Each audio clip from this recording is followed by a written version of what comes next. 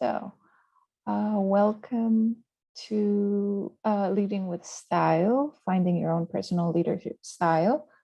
So this module is basically kind of like a walkthrough of how you find and also refine your leadership as an editor, your leadership style as an editor, and how you can build on it further, but also kind of approach it in a way that is productive for both you and your teams. So let's begin. I'm gonna try to avoid the structure of this being a business class where we just discuss leadership styles and corporate structures as much as I can. But I'm gonna start with is it 7? Yeah. Oh, plenty of leadership styles. There's not just limited to 7, but these were the leadership styles that were defined by some professor or another. So we have the autocratic, the authoritative, the pace-setting, the democratic, the affiliative, and the laissez-faire. So I'll just walk you through these real quick.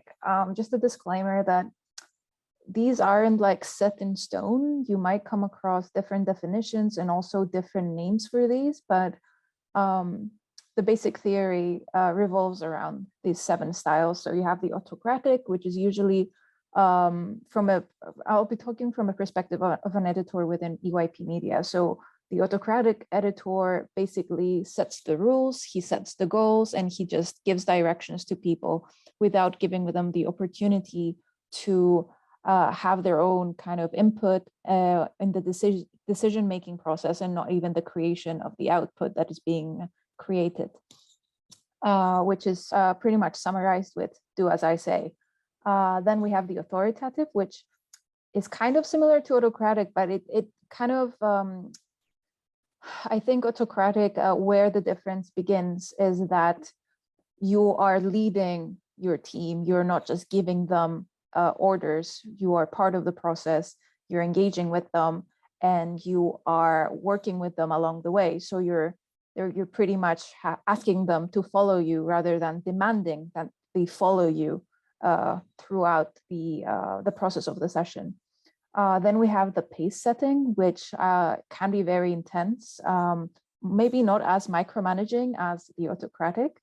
In fact, the pace setting is very much a minimal management kind of leadership style, but you still set high standards for your team, and it can be high pressuring. I have experienced this, for example, as a media team member, where the editor would set very high expectations for us, but would also let us get on with our tasks without having to be checked on all the time, and also having someone over your head all the time asking you what you're doing, how is it going. So it's not a kind of style that micromanages people, but it is a kind of style that puts pressure on people to perform in the pace that you set. Then we have the democratic, which is hopefully what you have experienced as media team members. It is the kind of leadership that allows people to have input in the decision making and also the content that is being produced. It is the kind of leadership that allows people to be more free with their creativity, with the output they create, with how they express themselves within media.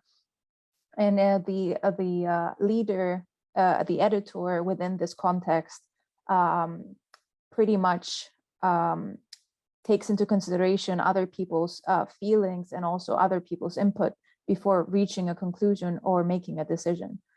Then we have the coaching leadership style, which is similar to democratic, but the editor has more of a hands-on approach in the sense that his or her or their aim is very much about developing their team and helping them reach their full potential. So while you are giving them freedom and freedom to be creative, you also kind of have your own goal to help them reach those objectives and to achieve what they have set out for themselves. Then we have the affiliative, which is much more of an up close and personal approach. And it's very much about putting your team first, making sure of their well-being, and also prioritizing their emotional needs within your team. And then we have the laissez-faire, which is basically the other end of the spectrum when it comes to the autocratic approach. You are letting your team get on with their tasks. You are trusting them that they can put deadlines and limitations on themselves. And you're just kind of allowing them the kind of freedom they need to produce and create content within media teams. Of course, this can backfire, especially in cases where the team takes this kind of liberty and freedom to do whatever they want without actually imposing structure in their routine as media team members. So while this is a great leadership style, you must also still be available to offer guidance and also instruction to people. And then kind of a side note here that one leadership style isn't mutually exclusive to another. You don't have to just be an autocratic leader. You don't have to be a democratic leader all the time. The purpose of knowing this kind of leadership styles is also knowing that you can get elements from these approaches and kind of integrate them into one and just kind of build your own style as you go and kind of merge it with your own skills and personality. So for example, you might be taking mostly a democratic approach, but say you are in a situation where a decision needs to be taken fast, then you might have to take an autocratic approach so that that decision is taken and then you can move on. It's all very relative to what you're faced with and also the situation at hand. But yeah, I would say each style has its own merits and drawbacks. It's very easy, for example, to say the autocratic approach is the worst kind of leadership, which in my personal opinion, maybe it is, but you have to consider how sometimes it can be beneficial. Same way, for example, laissez-faire is very, very beneficial when it comes to independence, autonomy, creation of content, but it can also be risky if the team you're using this approach on has is not punctual, they're not organized, and so they find this kind of free approach to kind of create chaos. About team dynamics and hierarchy. So when we're talking about leadership, we don't just mean your own style as a person, but also the dynamics and the hierarchy that you create for your team. So it really just plays a very big role overall, how you create your team structures, as well as how you approach people individually and as a team. So the structure you create directly affects the dynamics within your team, including things like communication, collaboration, team spirit. And as the session goes on, these kind of things are influenced by the hierarchy or the team structure rather that you create. And what you can see here is like the conventional hierarchy that where the editor is the head of the team, and then that's followed by the editorial assistants and the media team members. So the power is distributed from the top to the bottom. So who has the most power or the most responsibilities begins from the editor, and then as you move down, the responsibilities and maybe for some people the importance of who matters most within the media team just kind of goes from top to bottom. Yeah, but what kind of structure you choose is also the kind of team spirit you will have. It's also the dynamic you will have. It's also how your team communicates with each other. So it's very important to choose a structure that works both for yourself and your media team members. So for example, the conventional hierarchy that you see in front of you, could have worked perfectly for when EYP Media consisted of more journalistic duties. So creating articles and then creating the issue or the magazine that would have the articles within it. But I think a very big disadvantage with this approach is that you become an authority figure as an editor, and that puts a very big distance between you and everyone else within your team, and it makes you much less approachable. Of course, that doesn't mean that you're going to ignore your media team members. It doesn't mean you're not going to engage with them. But if that's the hierarchy you choose to integrate in your team, then there will be a barrier between yourself and your media team members, if not yourself and your editorial assistants. But I think as EYP Media changes with the time, the approach you see, the conventional hierarchy you see in front of you, is beginning to be used a lot less. If anything, I haven't really been a member of a media team where this kind of approach is taken, not to the point where the editor acts as the authority figure overall. So yeah, I think nowadays editors don't really wish to use this approach because they want to put more emphasis on interpersonal relationships with their team and more effort into actually building a media team that isn't just there to capture content, but it's there to work with each other. So this brings us to the next slide, which is other approaches you can consider as an editor. So you have the horizontal and flat hierarchy, which is quite a big source of debate in the media circles, whether it's useful or essential, or whether it can actually foster the same kind of productivity within your teams. And then we have the product-based division and then non-hierarchical structures such as sociocracy.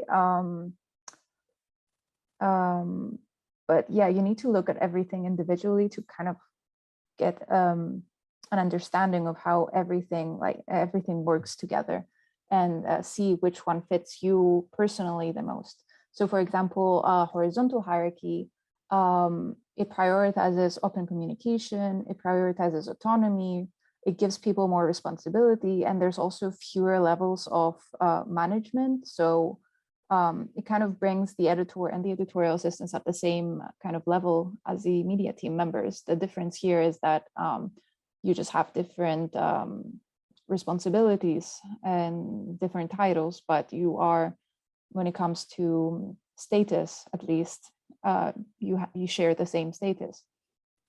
And then we have the product-based division. So I personally haven't seen this done, but a product-based division within a media team would basically look like having editorial assistants that specialize in one area, such as photography and videography, and then you would distribute your media team members according to those areas. So if you have media team members that just want to do videography, you would distribute them to that division, and then the rest would go to photography. Or if the editor is also taking part in this structure, then maybe the editor is offering more of a written content kind of area, and then people can join those three different divisions. And what this creates is that there isn't one central point where the editor is in charge of everything, and then you just have three different people managing three sub-teams where there is a different focus and a different medium. And then we have the non-hierarchical structure where the editor kind of doesn't assume an authoritative role. They act as mediators maybe between other officials' teams, but they don't really step in as the authority figure with their media team members. So there aren't any leaders within the media team. It's just people doing different jobs and making decisions together.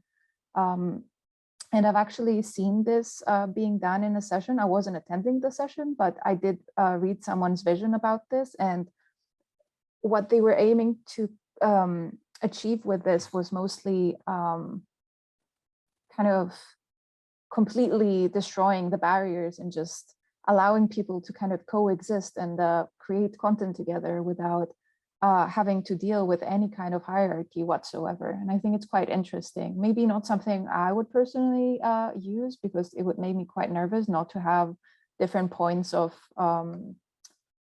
different checkpoints, at least within media teams, but I think it would still be interesting to witness, at least.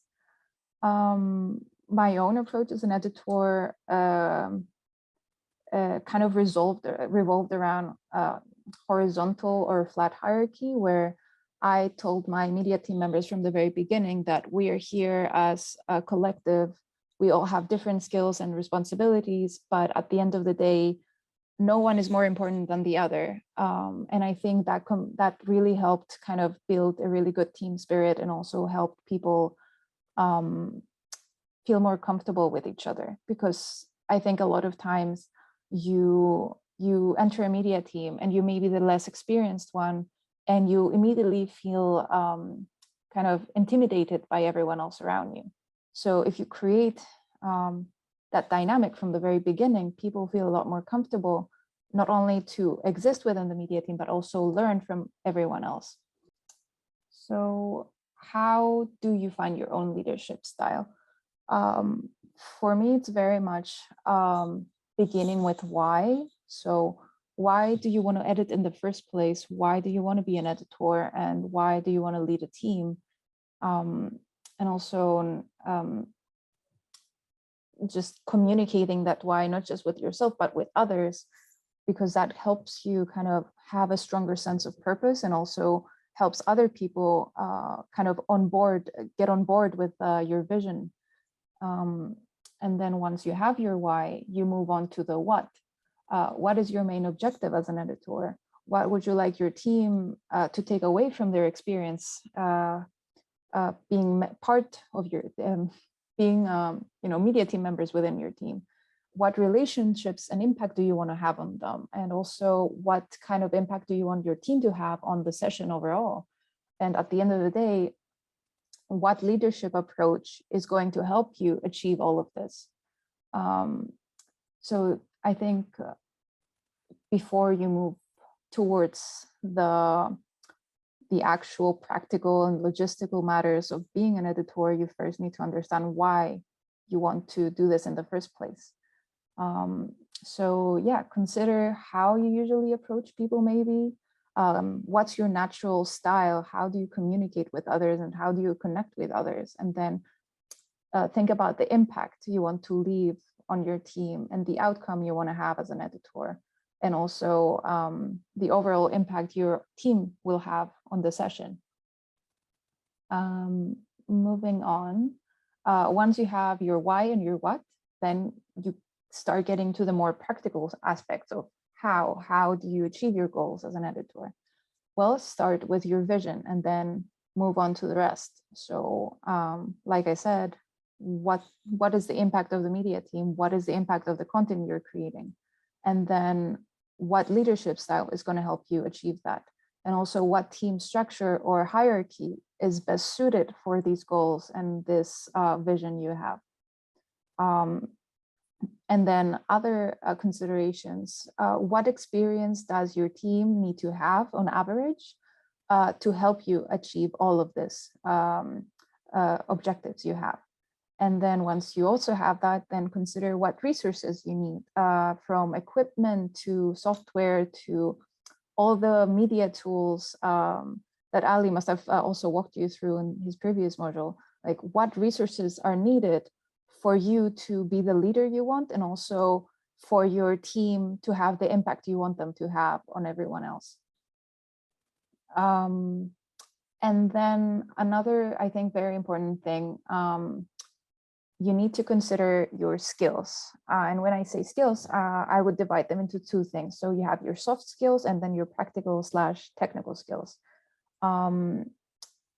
And why these are important is because they play a key role in your natural leadership style. So using your strengths to your advantage and then adopting your style to enhance and leverage your skills and natural abilities is probably the best way to figure out what kind of editor and also what kind of leader you are.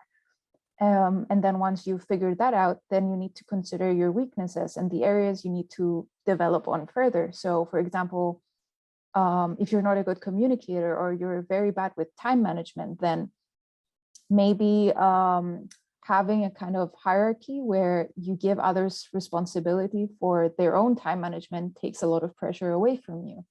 But also, I think being aware of your weaknesses and strengths kind of helps you prevent areas where you need to develop further to hinder your progress as an editor. So this kind of knowledge allows you to form a team structure that allows you and your team to thrive. It also allows you to kind of select the media team members and the editorial assistants you need, so that, for example, if you're not very good with videography, then you should probably find someone who can help you with that and who can step in and actually take charge of those elements within the media team. And then, vice versa with photography or creation of issues, graphic design, being aware of what technical skills you lack allows you to kind of assemble a team that complements your own skills and kind of fills any gaps that exist. But yeah, soft skills are very much more about your personality and your people skills. So communication, empathy, time management, critical thinking, active listening, all of those things become integrated into who you are as a person and also as an editor and leader. And knowing which of these things you do not have or you need to work on will also help you be a better leader overall. Team focused versus content focused teams. Beyond your personal leadership style and beyond your team structure, you also need to consider kind of what you aim to kind of put out as a media team overall. So you have the kind of editors that will put a lot of emphasis on their team. So their priority here is to have a team that is happy, that their well-being is looked after, that their skills and their development is the first thing that they put priority on. There is less pressure and there is definitely less expectation to create high quality professional content, because your aim isn't to put out the most amazing and professional content, but rather to have a team that at the end of the session, they have taken something away from everything you've taught them, and they can then continue to progress. So team-focused leaders, but also team-focused media teams put the media team members first, and also their development, their projects, their own vision within the team. And the aim here is to help them learn and grow within your team. You are creating a safe space where they can experiment, they can try new mediums, they can interact with others, and they don't have to worry so much about being the best in every medium you utilize. It's more about them learning rather than doing.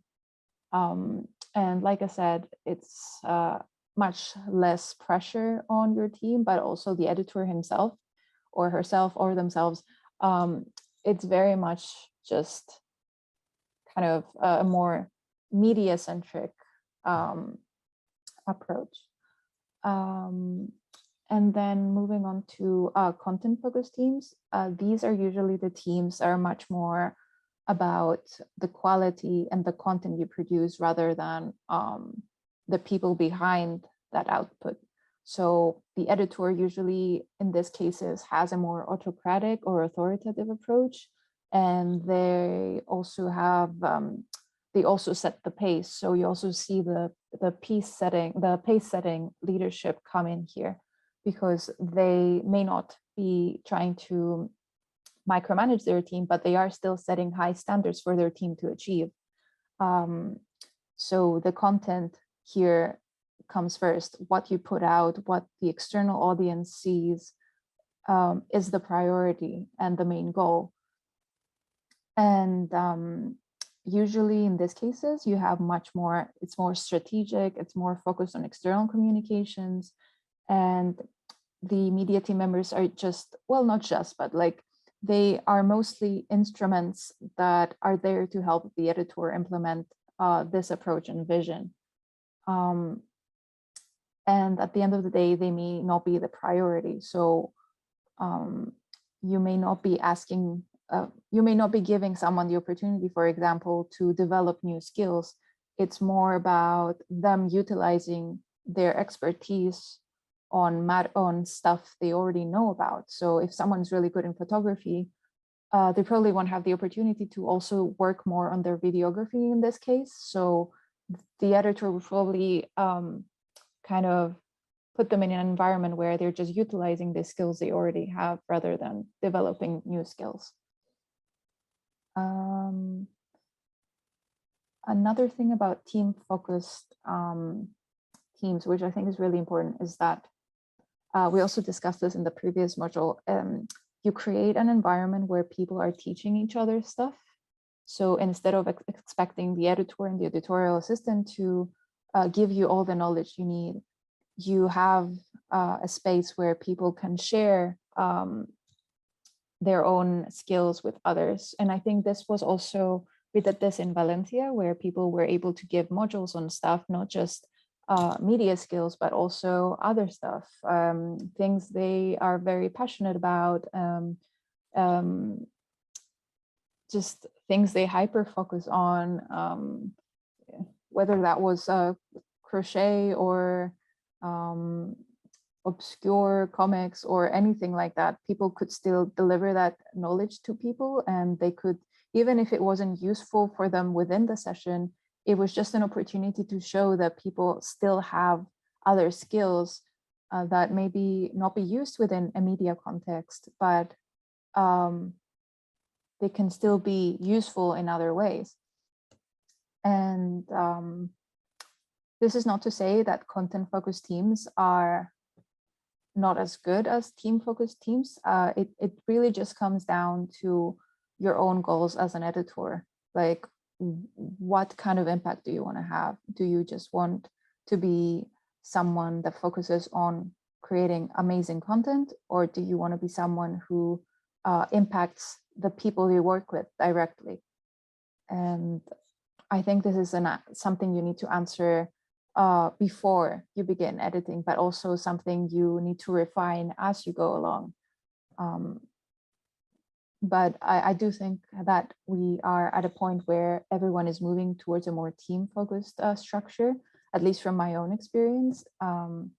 And that is not to say that a team-focused structure doesn't care about quality and the output they put out. It's just that as long as the team and their well-being is put first and it's a priority, then everything else can also be achieved.